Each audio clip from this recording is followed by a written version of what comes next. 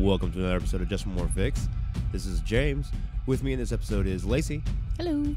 You can find us online at justonemorefix.com or on Twitter at justonemorefix. If you like us, head over to iTunes or to Google Play and give us a rating and a comment. In this episode, we're going to talk about gaming and Christmas stuff, gifts, and whatnot. So, yay, presents. And now, it's time to get our gaming fix.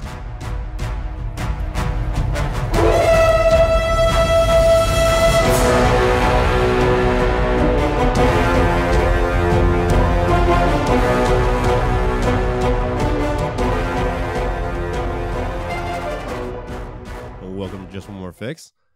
2 announcements today. Hopefully you realize that it is supposed to be review day, but you guys are getting this on Friday. So we had a recording snafu, but we still wanted to make sure we got content out to you guys. Our review is finished, so we dropped that on Wednesday, and you should be getting this on Friday. So we should be all squared away now and back to our regular schedule, but just want to make sure you guys still had some content at least coming out from us.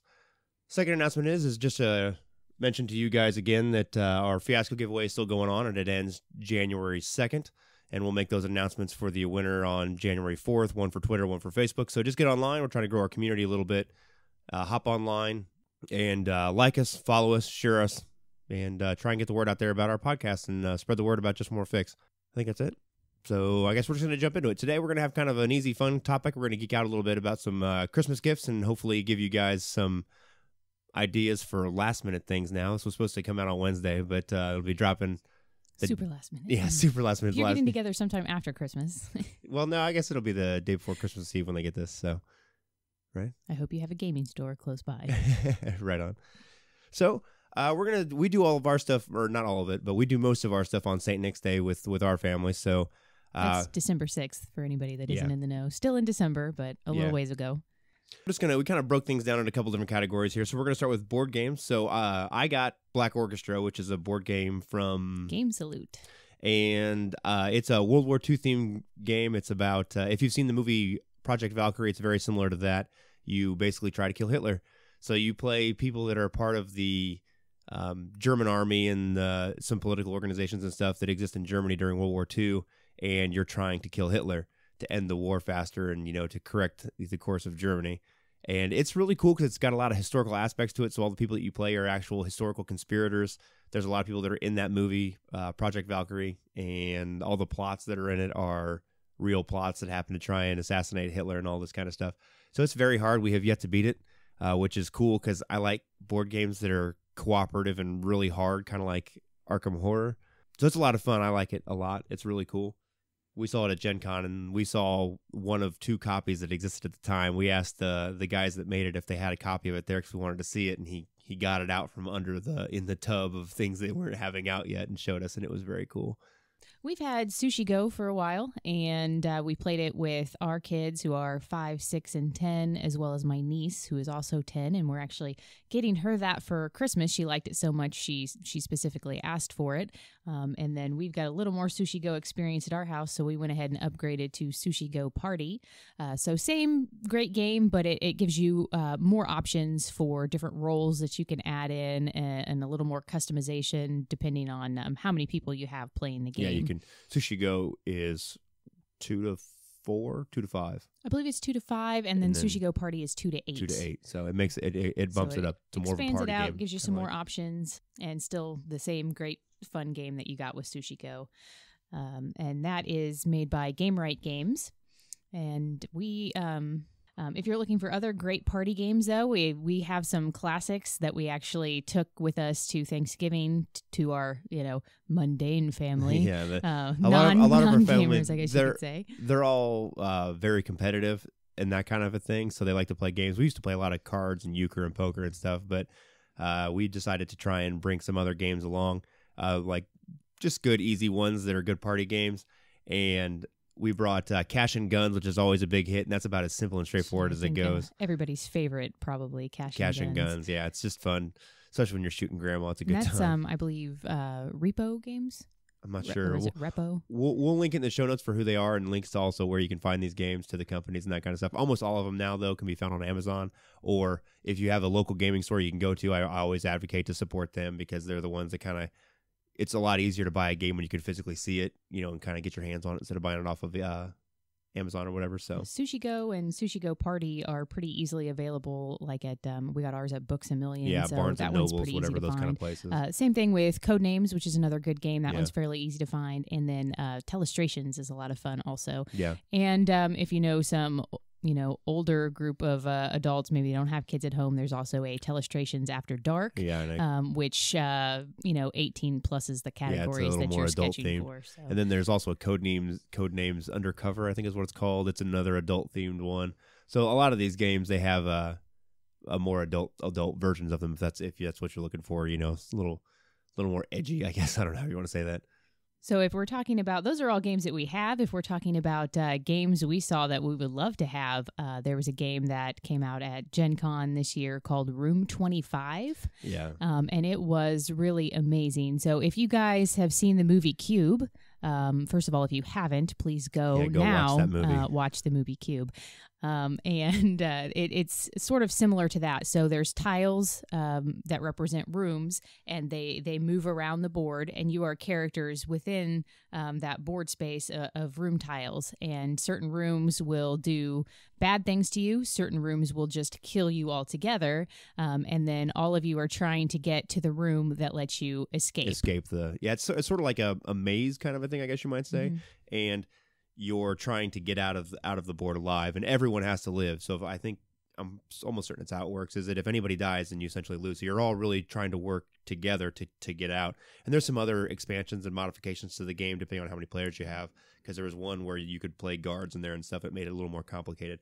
But I got to tell you, that game at Gen Con when we sat down to demo it was amazing. I hadn't saw a game that we demoed in a long time that I was like so excited about. It's one of those things that's it's beautifully simple and very well done. It looks like it has a lot of replayability because there's some randomness to the way the rooms lay out and everything else. And it was just, I actually walked almost the entire floor trying to find that game because some friends of ours told us about it and like, you've got to check this out because they know we like the movie Cube.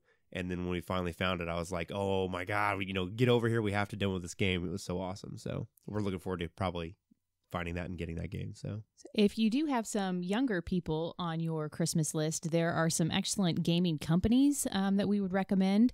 Haba Games makes a lot of good games for younger kids. So you have First Orchard, I think was one of the first games we got for our son, probably 3 years old, right?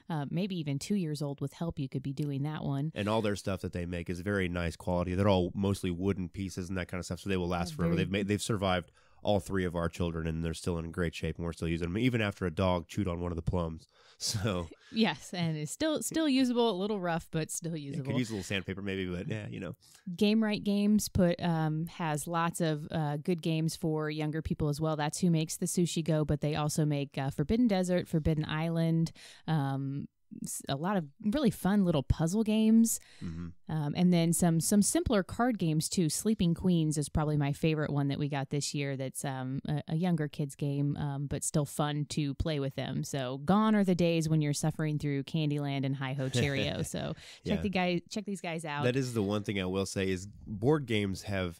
I mean, we talk about a lot about RPGs, and RPGs have come a long way. But I got to say, the days of playing boring Monopoly are long gone because board games have come so far, and a lot of people just don't know about how good board games have got. So if you've got family or friends that you're thinking about might enjoy, kind of getting them into gaming, board games are a great way to do it because they're just so much different now. It's not like just roll 2 dice, move 6 spaces, read a card, next person's turn. It's so much better than that. So much better. If you're looking for some that have some fun manual dexterity in them, Pretzel Games makes a game called Flick 'em Up, where you play cowboys and shoot bullets at each other by flicking. And then there's also I believe it's called Junkyard Art game that they put out this year, where you have to have so much time, and there's pieces all piled in the middle. You got to find your specific piece, and you got to stack it on the thing before everybody else does to get points. Yeah, we demoed that one at Gen Con. Me and Isaiah did it, and it was a lot of fun. I got to say, it was a great time. So it's one of those simple but great games. Right. So just for you guys to know, if you guys saw them at Gen Con, the demos that they have, the pieces are much bigger than the regular game. That's like their demo copies, but they're still great games. They're still fun.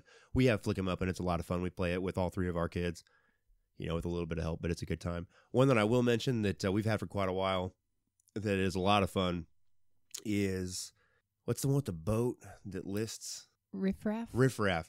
So I don't know if it's available. It's Riff Raff, yeah.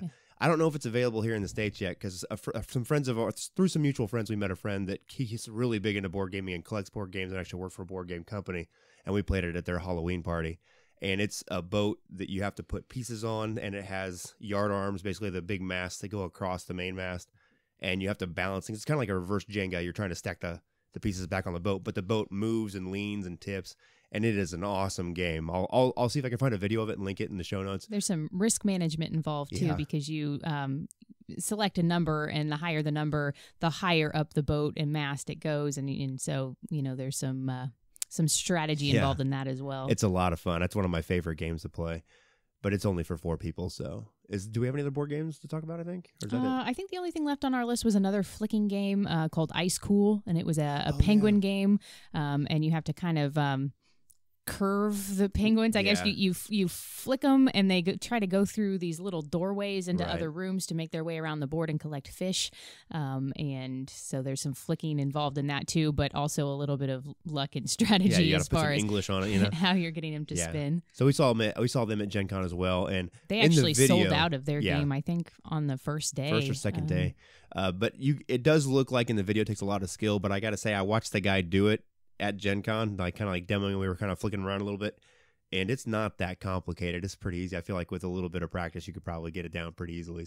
And do some pretty cool moves. So I guess that's it for our board games. So I think we'll just kind of jump into some of the RPGs we're talking. Well, we've kind of reviewed several of these, but I thought we might just kind of mention a couple of them, because especially if you're trying to find gifts for someone who you want to get into role playing or is a new role player. Or even an old role player that you think already has everything. Right. We've got some good suggestions for you. Right. So the one that comes to mind for me always is Fate right away, because it's open system. You can use it for about anything, and it's a great entry level kind of story game. And I guess you need to get Fate dice, so you don't have to have them. You can use regular D6s and kind of write on them. But Fate is one of my favorite go-to games for things if I don't quite know what system I want to use. Fate's available on PDF. I think it's pay what you want. So if you just want to take a look at it and try it out, you don't have to invest a whole lot of money in it right away to see if it's something that you're going to be interested in. And then if you do like it, you can get a hard copy of it, or go back and pay them. Even some as money. far as RPG books go, Fate is very affordable. Yeah. The book plus PDF, I think you're looking at $20-$25 as opposed to some of your other books, which can be an investment of $40 or $50 right. Easily. So it's very versatile. The first book also, and there's some expandability later. Right. And there's also lots of community support on the internet of people that have developed settings and like all your classic settings like Star Wars and Lord of the Rings and that kind of stuff. So there's already lots of support out there. And if it isn't out there to buy, there's probably somebody that's made something very similar to what you want. So there's a lot of community support for that one. Fiasco is one. So our giveaway ends after Christmas, unfortunately, but it is a great fun party game for people, even if they aren't gamers. It's almost somewhere between a party game and an RPG. So it's a great game. We've played it with non-gamers before, and it's a lot of fun. So it's one I always like to throw out there. 7C is actually one that James just got, and he's reading through that. Some of you may recognize 7C. This is actually a re-release that they're doing of the old game. I'll let you talk about edition. that. It's a second edition. So I backed the Kickstarter, and I got the special leather-bound special pirate edition. It's really cool. We're getting ready to start our first 7C game on Monday. We just made characters last week, so I'm super excited for that. It's a great game. It's a lot of fun. It's a lot different. It's a high adventure swashbuckling game, so it's a kind of in a different vein than a lot of your normal fantasy stuff. So if you are looking for something a little different, to emulate some Pirates of the Caribbean, and that's the style of game. It's not. If you guys have seen the show Black Sails, it's not quite like that. That's a lot more gritty. It's much more like Pirates of the Caribbean or your Three Musketeers movies and that kind of stuff. So you don't have to be pirates. You can be doing the Three Musketeers thing and duelists and that kind of thing as well. It's very much the kind of more heroic, I guess, even if you're not good, but more heroic characters. And it's got that sort of, you kicked the barrel down the stairs and took out six guys at once. Yeah. It's got the actual mechanic to support that. Yeah, so it's a lot of fun. It's a great game. And like I said, it's a lot different. It adds it makes you think about a lot of different things, like elements of romance that exist in those kind of swashbuckling movies. There's always some kind of, romantic element going on and that kind of stuff. So it's a lot of fun. I love it a lot. And it's a game that is nice to break up the normal tropes and that kind of stuff of what you play in most RPGs. So just wanted to kind of throw it out there. It's a lot. I throw some love out there for it. I love it a lot. It's a great game. So I'll let you talk about the next one too, but I'll just drop the name Lamentations of the Flame Princess. So we just reviewed this. Obviously, the review came out a couple days early, but I like it a lot for people that used to game. Maybe they were playing second edition or first edition and have kind of gotten away from gaming. It's got a lot of that old school feel to it, but the rules are cleaned up a lot. It's very streamlined. It's a lot of fun. It's a great game. There's very high quality production. The writing for the adventures that come forward are great. So if it is a person that wants to, maybe you think might want to get back into gaming, but they don't have time to sit down and write a campaign and all this kind of stuff, the pre-made adventures that they have for it are super high quality and great stuff. The artwork is phenomenal. Just go back and listen to the review. It's a lot of fun. It's a great game. I like it a lot. All right, and last but not least on our list is 5th edition Dungeons & Dragons. So this is a classic. If you have a younger person in your life that's looking to get into role-playing, this is always a great place to start. It's pretty classic for most of us. This is the re-release, so even if you know somebody that was playing Dungeons & Dragons back in the day, there are a lot of new things about this edition that have been changed around that you may find really enjoyable. We have the starter set. Our oldest, he wanted to get the starter set, and he's 10, and so we bought it for him, and I think it was $25, something like that. So it's not, the price point on it is not too bad. So depending on where you're at and where you get it, it might vary a little bit. If you're looking for core books, you're probably going to be paying a little bit more than if you're buying the actual Dungeon Master's Guide or Player's Handbook. Probably looking at closer to $40. The starter set is a great way to kind of not invest a whole lot of money, but see if someone might be interested in it. And it's got pre-made characters in it and stuff, and some rule books that'll take you up through, I think, 5th level. So it's a great way to kind of give it a shot and see how you like it. And it is, if you are a person who played 3rd edition or Pathfinder, still has the D&D feel to it, but it is not nearly as crunchy as 3rd edition was. So it's quite a bit more streamlined. It's not rules light yet, I would say. It's still got some hefty crunch to it, but it's not nearly a 3rd edition kind of a game yet anymore. So the other thing that's nice about this for the specific holiday season, especially if you're out shopping late, you haven't done any shopping, you're looking at Christmas Eve shopping, Dungeons & Dragons is one of the few RPG games you can probably find at your Barnes & Noble. If you don't have a local gaming shop, a lot of us live in small towns, we don't. So if you're making that trip to wherever you do your shopping, it's easier to find, and also it's still kind of putting out newer material. So if you know somebody that got the core book, maybe you can get them the Monster Manual or something like that that's more recently released. Right. I think that pretty much sums up our RPG category. That's our short list of ones. I mean, we could go on forever. Yeah, the list of RPGs is limitless, but we just wanted to kind of hit some highlights, I guess, for the holiday season, I guess. I don't know how you want to say that. So let's move on to books. Yay!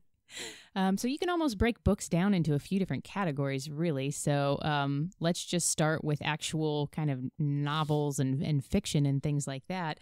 I got the a Doctor Who series book, so there's several of them out there. I haven't actually read any of them yet, so I'm pretty excited to give that a try. I'm still just kind of edging my toes into the world of sci-fi. The Doctor Who novel I got is called The Wheel of Ice, and it is written by Stephen Baxter. So for those of you that do love sci-fi, he's a pretty big name in that realm. Some other good ones you can pick up. Discworld books are always appreciated. Yeah, that was the late, great Terry Pratchett, legend, of course. And his stuff is great. I think that a lot of people, even if you're not a fan of fantasy, if you give a Discworld book a chance, a lot of them are dealing with contemporary issues in kind of a very satirical kind of a way. I don't think anybody, except for the guy that wrote about eating the Irish babies, who was that guy that wrote that short story? Oh, Lee would know. John, hold on. I read it. Yeah. Well, there's the it's one. Not even a story exactly. It's like a satirical, like opinion piece almost. Yeah. So it's the one you read in English literature class to demonstrate what's. I don't think there's a guy that does satire better than Terry Pratchett. He's just so good at it. Like any kind of contemporary topic you can think of, he's got a book for it. With going postal and the clacks and all that kind of stuff. And then there's the Night's Watch, and there's just so many of them. The Hogfather's a great one, actually, if you want to find kind of a Christmas-themed one. If you've never read it, Terry Pratchett does an amazing book in coordination with Neil Gaiman called Good Omens. Good Omens, yeah. Probably one of my favorite books that I have ever read. It's a very amazing. Something else, if you... I know a lot of people in the, I don't know, let's just call it the nerd community, really enjoy Margaret Weiss and Tracy Hickman. Yeah. And they've done some, the newer series of books together that you got. What are those? The Dragon Ships ones? The hardback ones I got you? Yeah, it's Dragon Ships. Okay, Dragon Ships. Yeah, I like those. Those are pretty good. There's Dragonlance is my favorite series ever. If you haven't read it, or if you have anybody that is interested in fantasy stuff and wants something a little different, a little more, I don't know, dramatic and character focused instead of so grandiose and big, the Chronicles series are very good. It's the Dragons of Winter, Summer, and Autumn, Twilight. You know, there's an adjective that goes along with them, but they're the first Chronicles is a series of them. If you know somebody who doesn't necessarily live in the high fantasy or sci-fi realm, Tracy Hickman does a book called Wayne of Gotham, which is just an excellent telling of Batman. It's a Batman story. It's very well done. It's everything that you love about Batman done in a new story. So I myself am not really a high fantasy person, so I had never read any of Tracy Hickman's books, but the Wayne of Gotham is solid. I love Batman, so if you into the superhero thing, it was interesting. We got that at Gen Con and had him sign it. We talked to him for a few minutes, and he said that he was very excited to finally get to write a Batman book. Batman is such an iconic character that I don't care who you are, you've grown up watching or hearing about Batman. So Batman is kind of that icon for a lot of people, you know, especially your artists and writers and that kind of stuff. So very cool to hear that from him.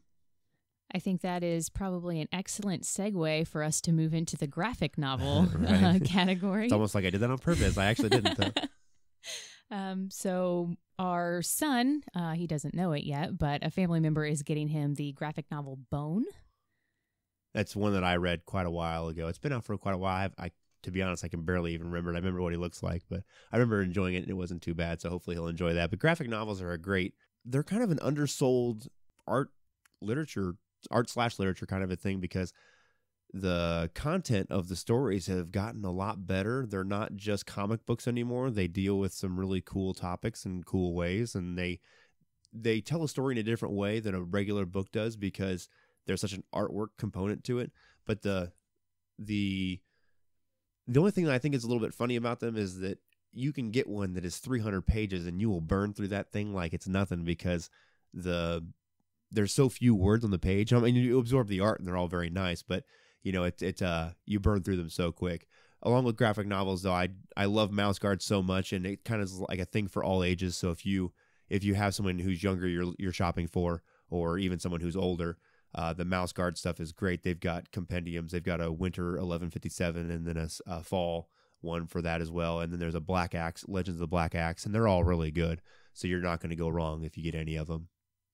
There's also a graphic novel called Hopeless Maine, which is it's a little older, but I just want to mention it because the art for it is done by the same people that do the art for Mouse Guard. So if you enjoy Mouse Guard, you really love the art involved with that. This is almost more of a sort of fairy tale-esque, so it's got kind of a children almost, or older children, but still children, and it's a little bit involved with the Cthulhu mythos, but the art is done by the same people. That's the same publisher, you mean? Yes, same publisher, sorry. So it's Archaea is who it is. I believe I'm saying that right. We'll link them in the show notes as well. So. And then another one I want to mention, if you have a girl in your life, there is a graphic novel called Ghosts, and it features teenage girls, and it has gotten a lot of good reviews. So that's something you can check out as well. Cool.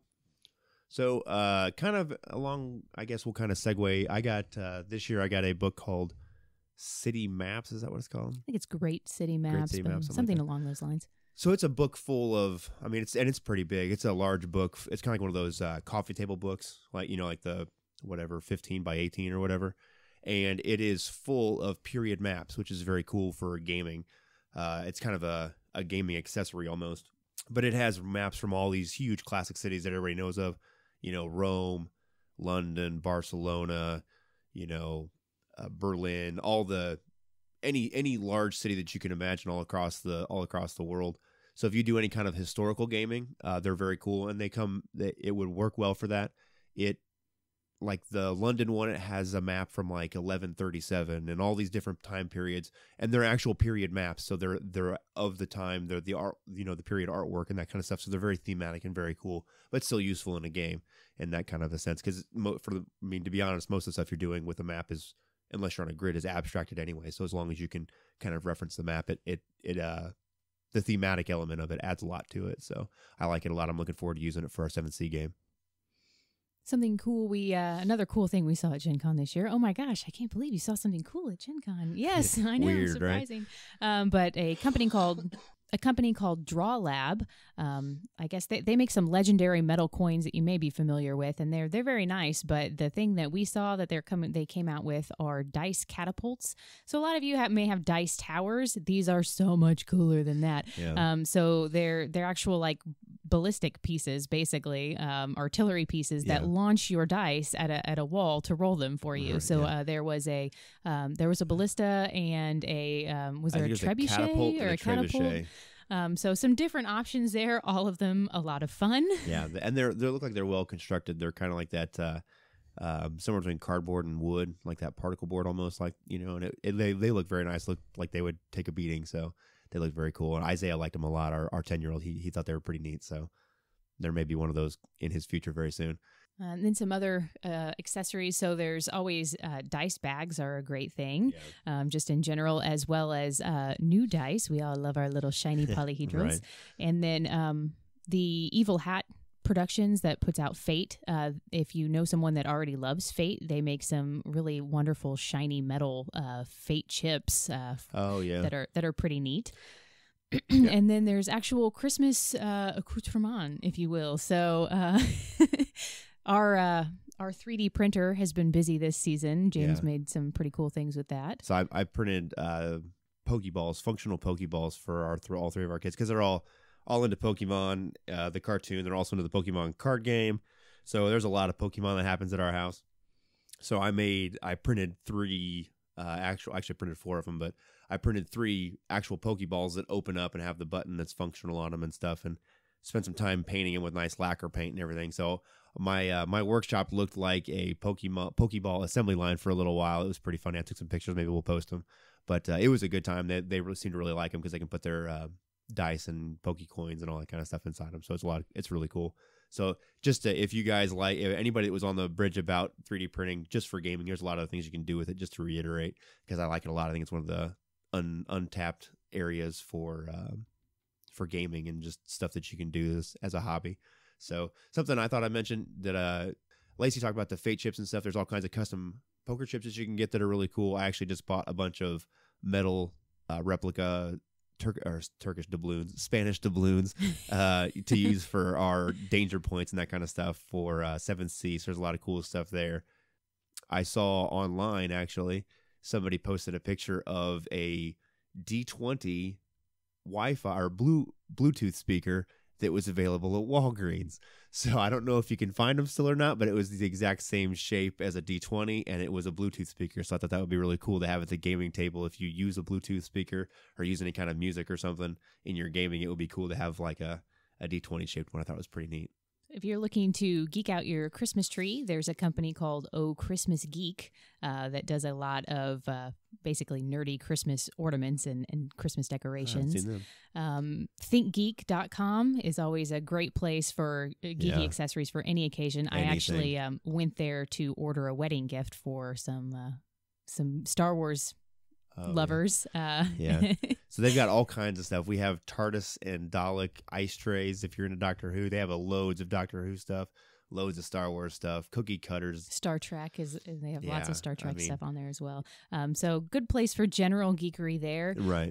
If you know someone that is a hardcore RPGer or board game player, and you have the money to spend, there's a company called Geek Chic that makes very, very quality gaming furniture and display cases and things of that nature. So if you love them enough to spend a very pretty penny on them, they make very nice things. Yeah, there's some other gaming companies gaming table companies that are out there as well that make nice gaming tables. But I think 66 Studio makes some gaming tables that are more affordable, but less accessories on them, I would say. The Geek Chic is sort of like the Cadillac of the gaming tables. So the only thing with them is I do know that they have a waiting list if you're looking to get a table from them, but they are very nice. They're worth the wait if you can spend the spare money on it. So is there anything else you can think of that we didn't kind of touch on?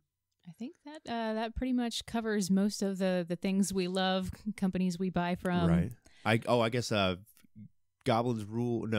Rule, Goblins Drool is a cool game. Other way. Goblins Drool, Fairies Rule. That's another game salute game. If you know someone also that loves Princess Bride, they have several versions of it. I believe it's a card game that you play. And kind of one game featured around each character is basically how it's done. So Princess Bride, that's always fun. And then like I said, Goblins Drool, Fairies Rule. I can almost never say the name correctly. It's a great rhyming kids game. We got it for our daughter, and it involves exchanging cards, trying to get the fairies to get rid of the goblins, and there's some rhyming involved and card flipping that happens. So it's got some really, really fun art. Involved with it. It's really cool. It's a lot of fun. So I think that'll do it for us. So go out, share the gift of gaming with your friends and family, and try and grow the amount of people in the world that are gaming, because more gamers is always better. So yeah, right on. However you guys choose to celebrate, have a good happy Chris Mahana Kwanzaa Don, and I guess we will see you guys next Wednesday.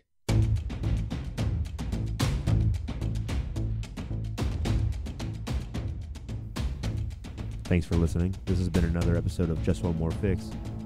Music has been provided by Kevin MacLeod. You can find him at incompetech.com. You can find us at justonemorefix.com and follow us on Twitter at JustOneMoreFix.